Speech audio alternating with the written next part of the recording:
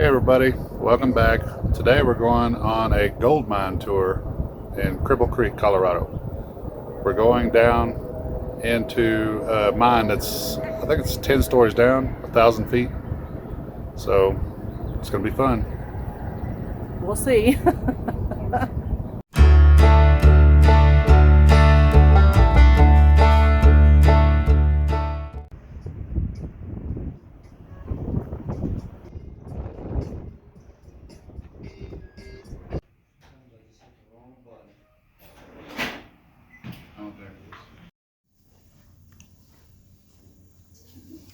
Yeah,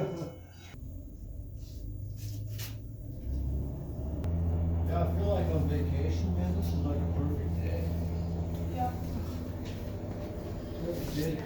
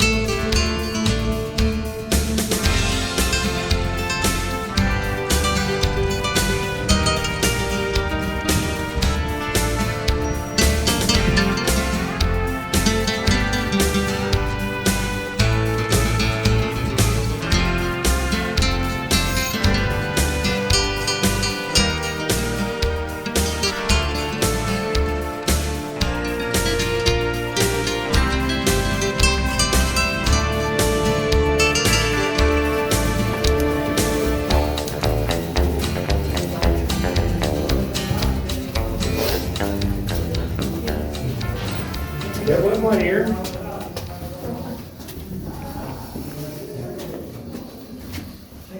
There goes number two. We're it. How are we doing, sweetheart? Getting better? Catching your breath? Yeah, thank you. Good. I'm glad I'm here today and not back in 1890 when the district started. Tools have come a long way. Today, if we were working, I'd be sitting in a climate control cap pushing buttons. Up until 1900, everything had to be drilled by hand. The miners worked a decent shift at 8 hours. They were also paid very well. Well, guess what they made a day? 8,000. 30 cents. $4. 50 cents an hour. Oh, 50 cents, $4 a day. Oh, 50 cents an hour. But that was good top wage back then. Drilling the holes for the dynamite, all they do, turn the drill still every time it was hit. Using a chisel tip, you're just gradually chipping that granite away and wind up with a nice round hole, put that dynamite down.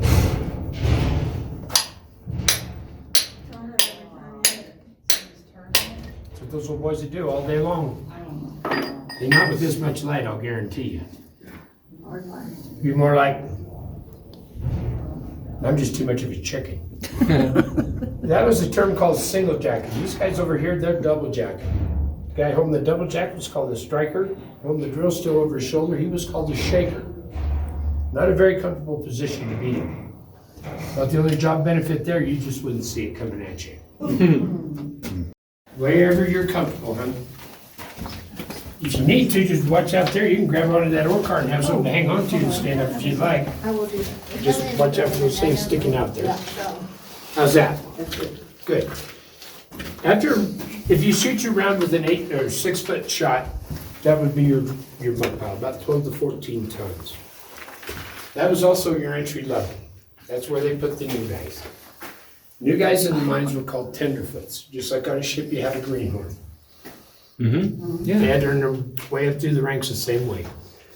Good working conditions back there, they'd expect the men to load 2 if not 3 of those 1-ton ore cars every hour. Oh my God. Wow. If they couldn't keep up, they were let go. There were people lined up waiting to take their job. It was good paying money. One thing that'd help them out before they shot around, they put a metal plate on the ground right in front of it, just like that. It's called a muck plate.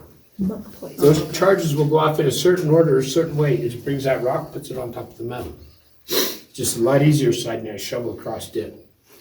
Yeah. Now, this guy here was Jack Dempsey. He moved up here from Manassas, graduated high school over in Victor. When he graduated, he tried his hand at mining. It wasn't for old Jack. He wasn't keeping up. They had to fire him. I think they're too scared to tell him to get busy, but by 1915, they had equipment, started coming to work, but nothing worked like Coast 12B. It came along in the late 1930s. That'll load a 1-ton ore car like this one here in under a minute. I'll get right to you just a second. Runs off compressed air, guys, so while I get it in motion, it's gonna be noisy. But I'll give you a heads up, make sure you protect your ears when I do. Here we go.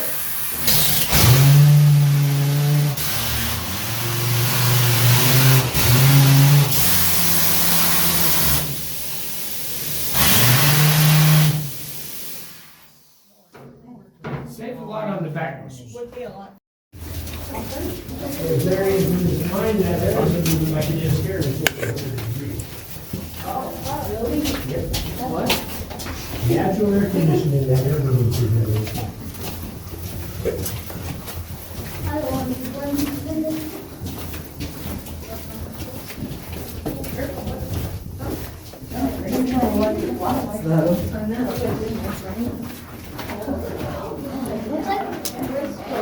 It's pay dirt.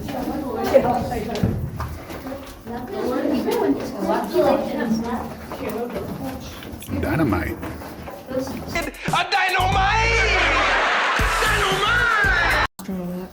When they were hand drilling, to drill that very same pattern, 3 foot deep, took them 24 hours to complete. The column drill came along in 1900 and it kicked things up quite a few years. They can now drill every hole 6 foot deep in about 6 hours. And most of their time was setting the darn thing up and tearing it down. It wasn't the drill time. It was all the other stuff. Also, you have to stop every 2 foot, change out your drill steel. These are very important. It's called a jack tank. Get water down the end of that bit, very important. They found out the hard way, and I'll show you the drill that was responsible. They didn't know about silicon and granite when it came along. They'd only used it a year, and they found out real quick. What did they do? The jack tanks, you just fill them with water, and then put compressed air to it, and brings the water through the drill all the way down to the end of the bit. I'm gonna only run this thing just for a split second, guys. But it's noisy. You're going to cover them up.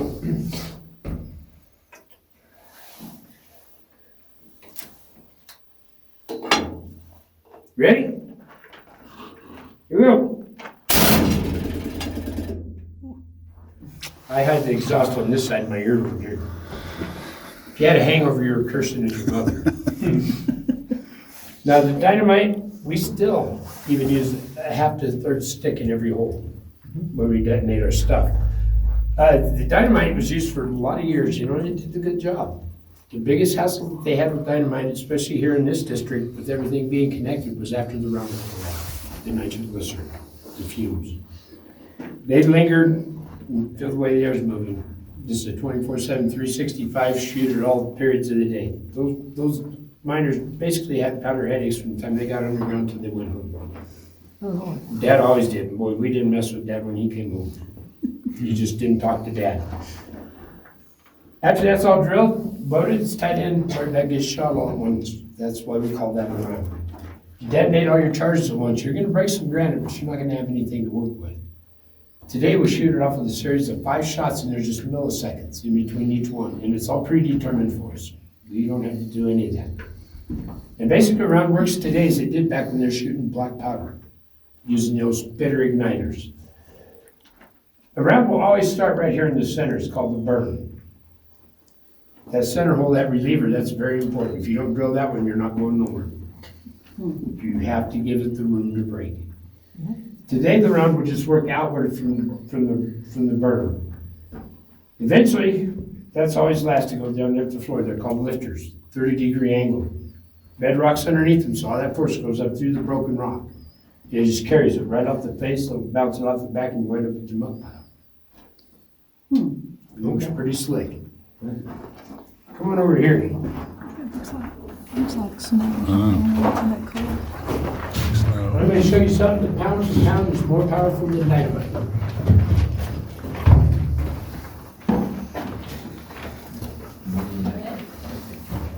No, you don't want to touch it, especially if you go into the airport.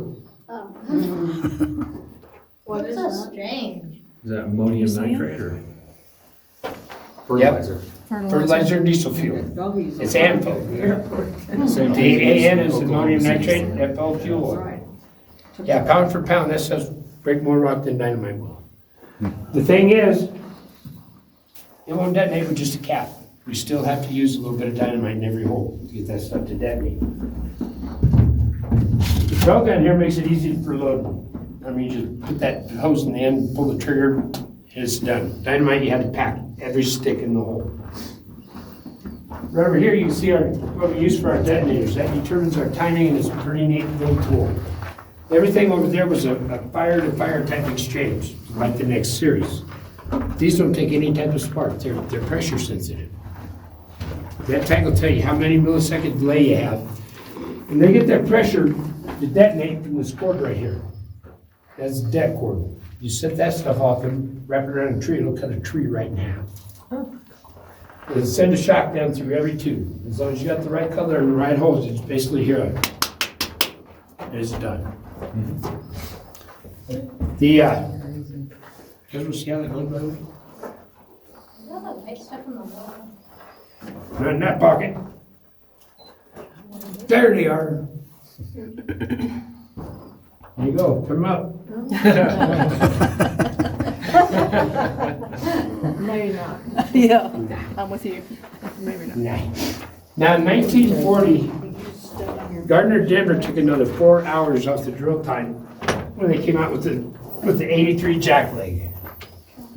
The jack leg's easy to see. The 83 part that weighs 83 pounds. One miner can operate it. You can complete that whole pattern in under 2 hours. Under 2 hours. You save your time setting the booger up. Also, the drill steel, you don't have to change them. It's 6 foot. But that gives you a little problem on getting that bit started. That thing hammers it. It's not like a DeWalt hammer drill. It just doesn't go. This thing goes bang, bang, bang. So you're back here, balance. It's kicking off the face with you. It's hard to get started. But once you do get that bed of grinding, you get that handle out there where you can get your foot on Oh, it. sorry. You're fine. Use pressure with that leg, but you got to counteract that angle. You just get up there and lay on that drill and go for it. Puts all that force down the end of the bed. Going that way, you can drill a 6 foot hole in the world's hardest granite in under 2 minutes. Wow. You can't light a fuse, but I can. Turn around, hold it right there. Sorry. Turn off! Oh. Wow. Is that somebody going back up? Or what is it? I don't know, sounds like explosions. I don't think anyone's died in the sewer yet. I hope not. Hope we're not the first. Yeah, to get the white stuff on the Epsom salt. That's so cool.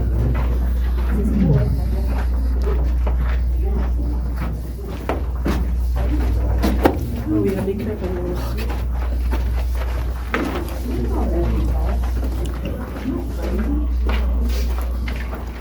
If we're shooting that round down there, if we go that way, we can control it. The angle, see the angle that's coming? Well, that shock wave's gonna go right down through there. You don't wanna be down there. But you'd be perfectly safe right here. Look at you, Susan.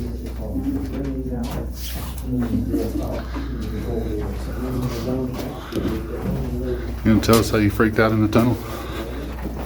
Yeah, I freaked out. No, not in the tunnel. I mean, earlier in the elevator. Yeah.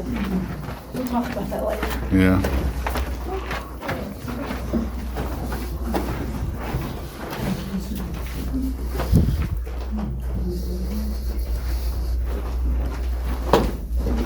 Wow. That's cool. The mining district came the way it is today, they figured 35 million years ago. Inside the caldera of the volcano, they say that's about how long it's been extinct. And actually, it was not that event that brought the minerals and metals to us. It happened a period of time after that. And basically, it was a freak of nature. It really shouldn't have happened that way. The easiest way for me to explain what happened up here was Mother Earth had a big bellyache, and then she let go with a big wet fart. Above the magma was a big pocket of superheated water, and that was a bellyache. It built pressure. Yellowstone has geysers popping that pressure out. Right.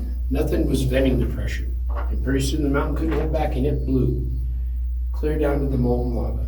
And that's where the wet part of that comes in. That was pushed back up through those cracks, depositing minerals and metals, creating the veins. Only 1% of gold in this district is free gold, the natural yellow color. Find that on the surface, tiny wires and flakes. There are no nuggets. The gold that is here actually comes in a crystal form called the tellurite. Labradorite's our main tellurite, and it's only about 60% gold. 40% is silver and tellurium. Now, the district, we got the name of the world's greatest gold camp. During the heyday, this 6-mile radius would produce more gold than California and Alaska both put together. The majority of that deposit is still here. Even with what they're doing today, just barely scratch the surface. The deepest we've been here in this district is 3,350 foot. South Africa, now they're down past 18,500. Whoa. It's a deep one. Is what happened here in this district though, gold stayed $20 an ounce up through the 60s.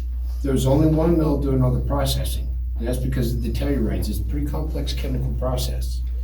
Gold hit under $20 an ounce, they couldn't even pay their power bill. They just shut them down and shut the whole district down. Even today, at $2,000 an ounce of Molly Kathleen, we can't go anywhere. We still couldn't make any money. There's tons of veins, tons of gold, but not enough gold in 1 ton to pay everybody back. And that's all we can move at one time down here, just 1 ton. Wow. If we can move 7 or 8 tons, it might be a different story, but you gotta put up $50 to $60 million in reclamation bonds before they even give you a permit. Lord. That doesn't Correct. include all your Yeah. equipment and your upgrades you'd have to do. It's So yeah, basically this way it's gonna sit unless they bring them 300-ton haul trucks underground. How much money of gold did they get out of this mine? Over the years, I believe it's right around 250,000 ounces out of the Molly Kathleen. 250,000, wow. Ounces. I believe, don't Ounces, quote me yeah. on that. Don't quote me exactly, but it was somewhere in that area. As miners were coming down through the crosscut, you can see a vein they just stumbled on right here, that crack. That's a gold vein. Up on the surface, the top of the vein was called an outcropping. When they had a good one, they take a shaft next to it, come underneath the vein, and then underhanded it. Let gravity do all your work. This is a small stope, any larger, half of that would be all closed in, and a chute coming down where the rail is. Loading the ore cars, all they had to do is pick up a board. The amount of gold that rock would have to have in it for them to make money was 1/4 ounce of gold per ton, or better. At 1/4 ounce, you process a whole ore car, you get a dime-sized piece of gold.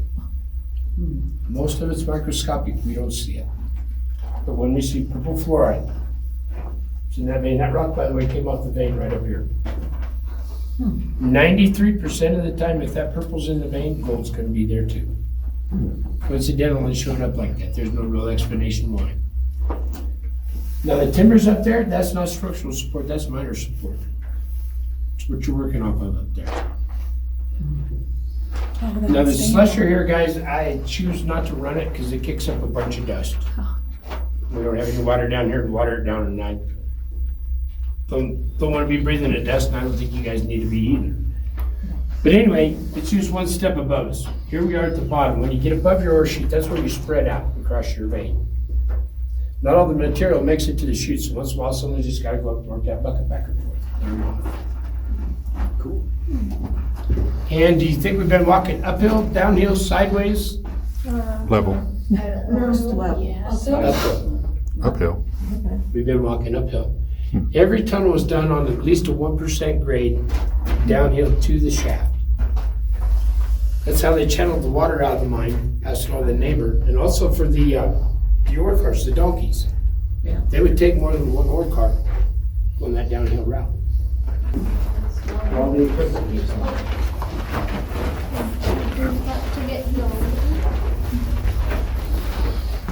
What's up, Caleb? That's crazy. The miners used to stand on those. I know. Wow, that's crazy. Not a very safe job. No, 50 cents an hour. No, thank you.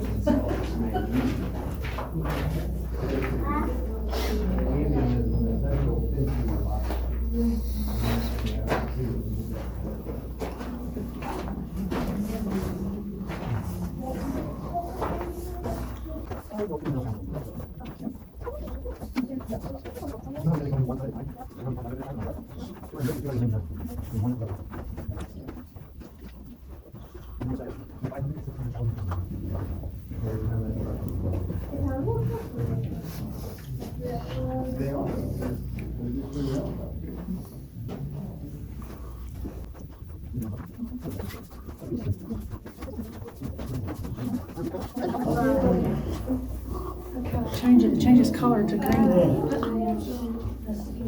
That's cool.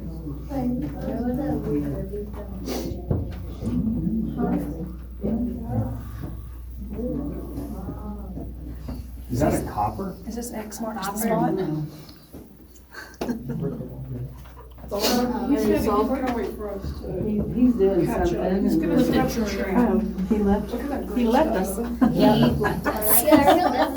Did he have a man for himself? Unsupervised. Unsuper, uh-oh. I want to walk around this side of it. I like the most. Is it edible? No. Look at that. It's like, Oh. No, they Those are actually. things dripping with those. Delicious. Look, it's got. Look like snowballs. Yeah, it looks like stalactites. No, Oh, wow, that's cool. That's cool back there. See a horseshoe coming down right here. The water is full of sulfur, so here it has the water table is safe. So the minute it hits that copper, you know it oxidizes. Or you green and then of course the iron, all the rest of it. But this here was the first stoper drill used, and I believe it's the first mechanical drill used underground, the first like a wiggle tail. It looks, The stinger that would hold on moist. the board had a leg to push itself up, but the steel on it doesn't turn, only hammer. So it constantly wiggle the drill. As I get that drill bit, pins up against the back, I turn it on, it's already pushed and no more collar, but exhaust starts drilling. Watch your ears, guys.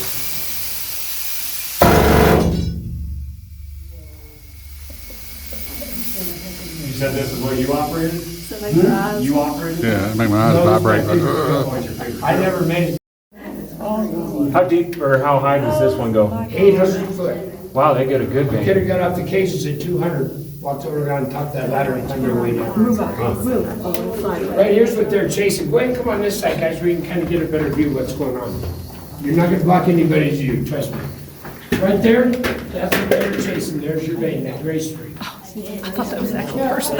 Everything left of that timber was horseshoe. that wasn't fun though. Right here's how you get the drills and timbers up and the ladder to get up there to go to work. Now, the shaft is set up pretty much the same way that we come down. We were in the haulage side of that shaft. On the other side, there's a ladder that goes all that 1,000 foot. Wow. The shifts up there works a little different. The miners, that's the boss man's bread and butter. Not working, he's losing money. Shift changes would happen up there, and the miners, they had to pack their lunches with them. They got their breaks, but they had to take with them what they needed for the day, because they took them up there. They weren't allowed to come down. How did they get up there? How did they get up there? Ladder would be all the way down to the floor. I'm sorry? a Ladder ladder. would come all the way down. Oh, there was a ladder. Oh, okay. Oh, that makes sense, I guess. Old school elevator. It's an ladder. What's I'm that? not afraid of heights, I'm not doing that. I'm claustrophobic, but I'm afraid of heights. Just standing there. See that gray streak? Oh, yeah. That's the vein. that was my first thing. Oh, my. That's the vein. Yeah, they used donkeys in the early days to move the ore cars. Yeah, that side over there, they all boarded up, coming down just like you saw over there, on that other side. When they got ready to load an ore car, all they had to do was pick a board up on the end of it, and then slide out and fall in the ore car. They were used until President Teddy Roosevelt found it to be inhumane. The donkeys? Yes, trust me, they never got mistreated. Not around miners. They weren't. Pardon? The miners weren't mistreated, just the donkeys. The donkeys weren't either. The reason why he found it to be inhumane was because they went blind. They were right down in the little barn down here and they would never leave. He said every beast deserved to see daylight. So he passed laws they could only be underground a certain amount of hours. So they have to go to the surface, be in the sunlight. Either one.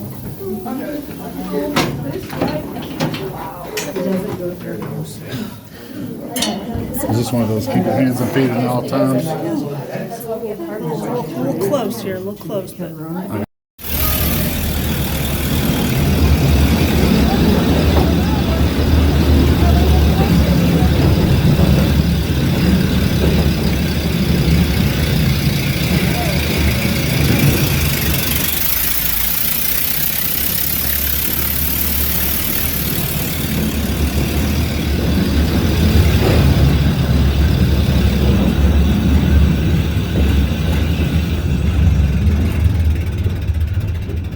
Most important office in any workplace.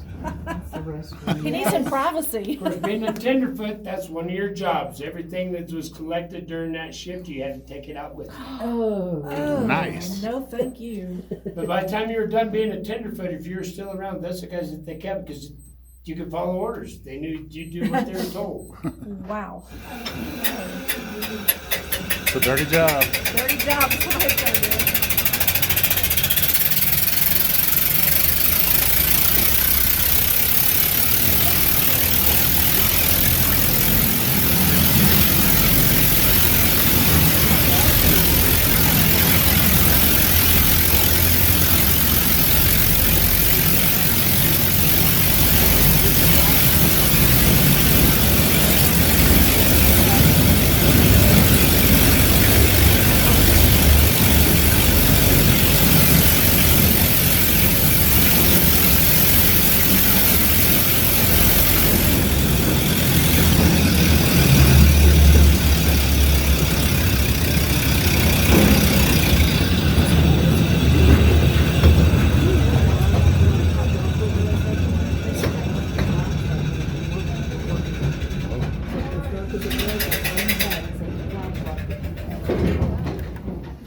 Fun at it. It's a good intersection.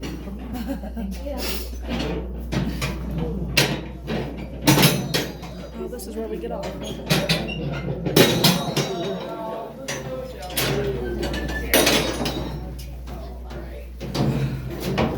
Other advantages over a donkey to this, you don't have to feed it, you don't have to smell it, you don't have to clean up after it. We can trust it to go back all by itself. We don't worry about it wandering off getting lost. You guys want to take a couple steps back away from that manship for me, please? I'm just wondering, how long did it take somebody to bring all this stuff down here to assemble it down here? Putting it in reverse. Yep, right there. That's my direction. That valve right there. Yep.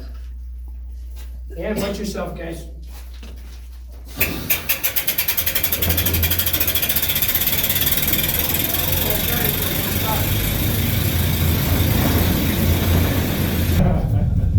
That is a scary feeling. Yeah.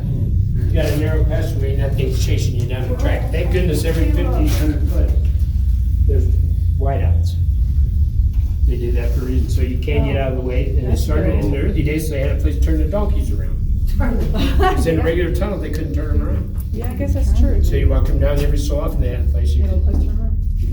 Every working level of the mine always had a workshop for the mechanics. You want them taking everything up top. You want them working down here. And we're ready to lock you up. You guys want to head up that right-hand door there, push into the display, and I'll be up right behind you. You guys can check out this lock and work the whole month. If I get to, if we choose the right one, don't keep it. There you go.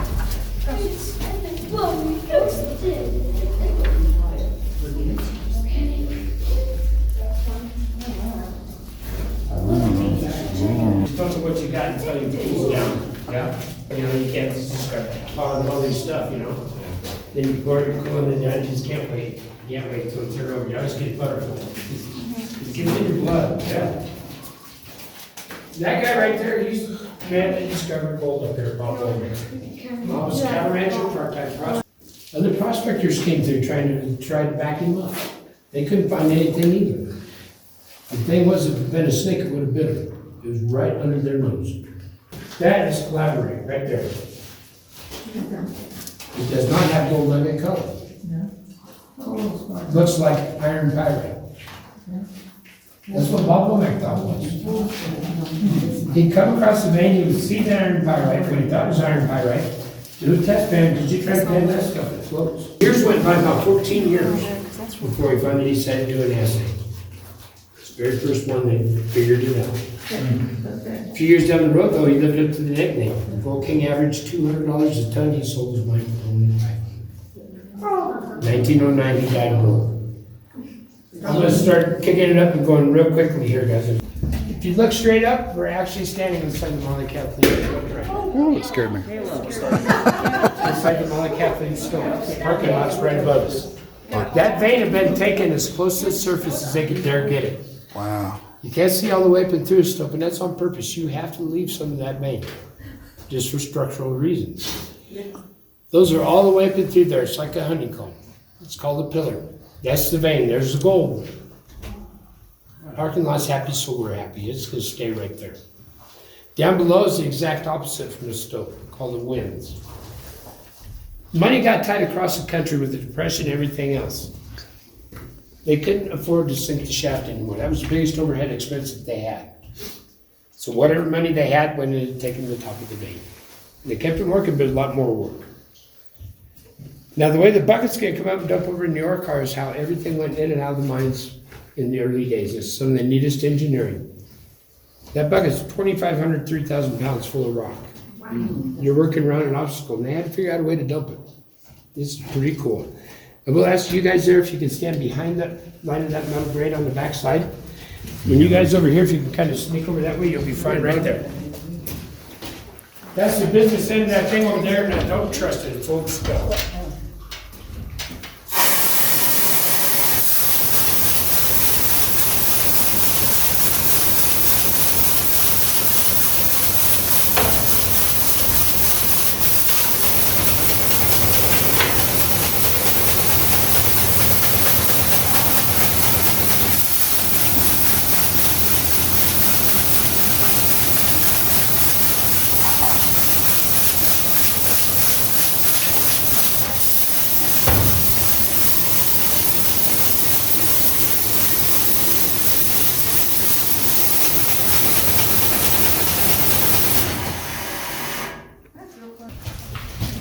Yep. This is the dumping scale. You know, the mine, if it filled up with carbon dioxide, what they did, they kept them crews going. They'd shut that door right there and turn on the fan on the other side of the wall. And they bring fresh air right down the shaft, put it right here on down. Then we'll pipe it to anywhere else in the mine, just right here from them. And then when things are passing air back in there, it'll come down and get back to work. First Hard Rock Cafe. We got the hats and the stuff, we've got the stuff on. Right over that building, I'm in trouble. Oh, that is slick Yeah, right there. that's a car. Mantel's only when you're controlling the cages. So I need to call for our ride. Morse Did you code. count them? 2. Yeah. What? 7. Yeah, 2 and 5. 2, 5. Oh, 10th level. 1,000 feet.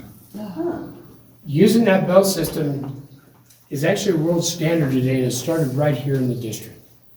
There was 500 mines working. Every mine had their own way of, communicating. Tram miners, they could make 5 cents more across the street or across the road. The other mine, they have to learn it again. Miscommunications.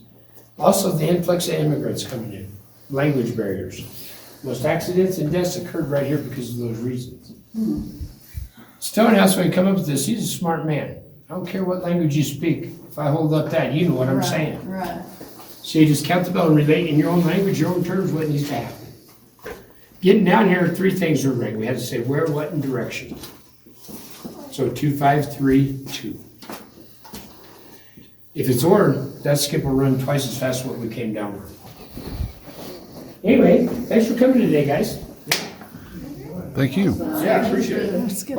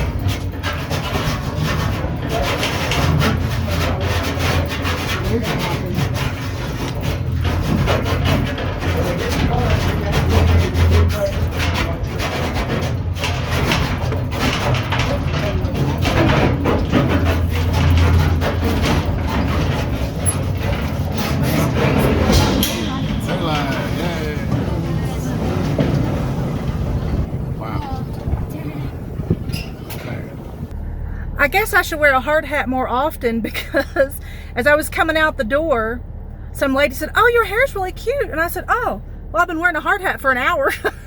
I thought that was pretty funny.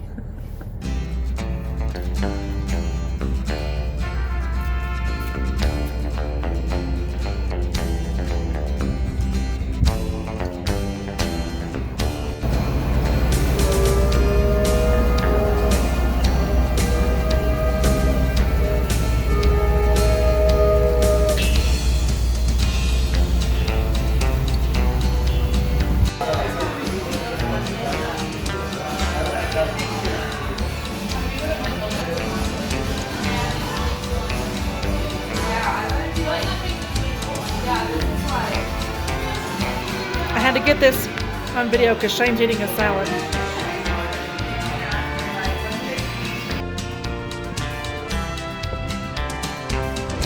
Cripple Creek, Colorado, and there is a donkey in the middle of the road. Isn't that not so cute?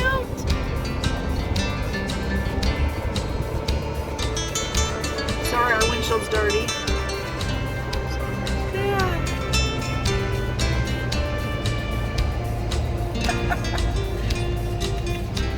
Hey, little donkey.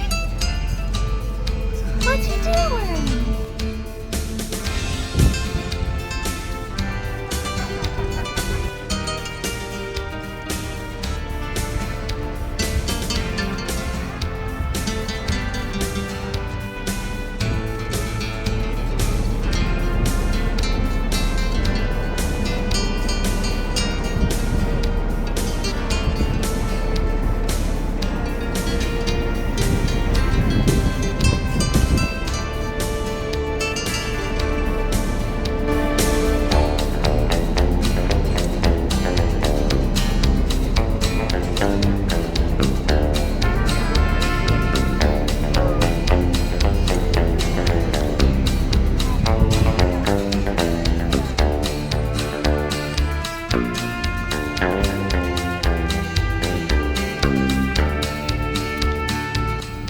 Well, that wraps up our video for today. I hope you enjoyed it. And if you did, give it a thumbs up. That really helps us a lot.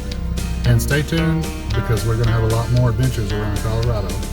And you can also follow us on Facebook if you want. Just look for Natural State Rebels. You'll find us. Until next time. Live in the sunshine.